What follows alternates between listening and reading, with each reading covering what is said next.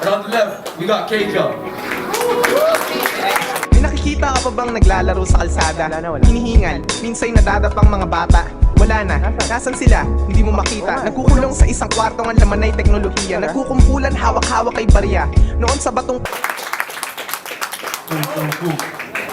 Alright. 1 minute, Kejo. Ang bigat ng laban. Panigurado, matatalim na batuan. Ang mga panauhin, yan ang inaasahan. Pataasan, siraan, laitan, bastusan. Damay ang kamag-anakan, kasarian, kasintahan, at ang mga nananahimik na magulang. Kung naglalaman ng immoral na salita ang atake, mas malaki ang tsansa na magwagi sa sagupaan. Ang paggamit sa mga armas na to ay napatunayan ko ng kayang-kaya ko. At alam din naman ng lahat na kayang-kaya mo.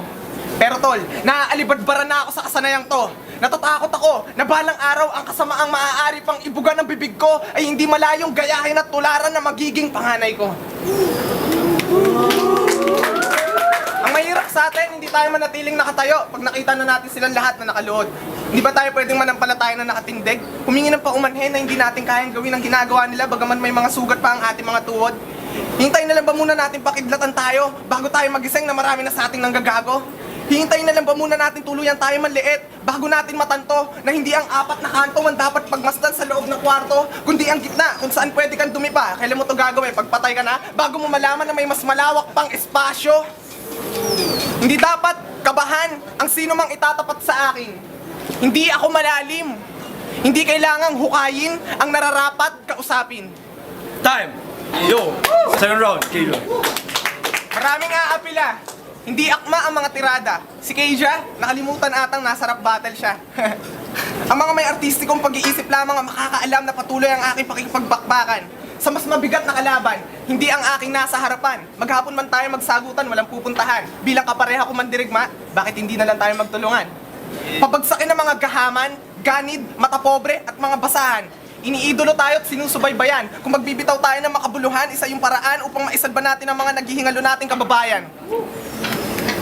Ikaw na isa sa pinaka-paborito. Lagyan mo ng saysay ang mga sinasabi mo. Hindi kita tinuturuan, tinutulungan kita, huwag ka magtampo. Pagkatapos nito, inuman sa bahay, bukas ang pinto. Hindi na durugan, may bago ng kategorya ang flip-top, ignorante ang maninibago.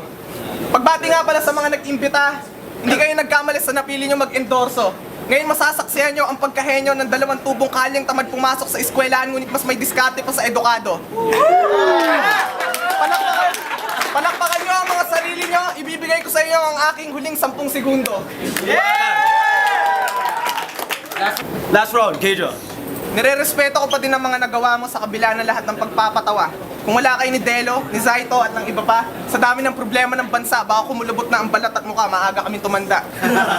Pero wag mo pa rin kalilimutan na pinapakinggan tayo ng maraming Pilipino. Pag-aralan mong mabuti kung ano ang itinuturo mo. Ang linyang yan ay maririnig sa awitin kong pinamagatang kumpirmado. Kaunti lang ang nakikinig niyan.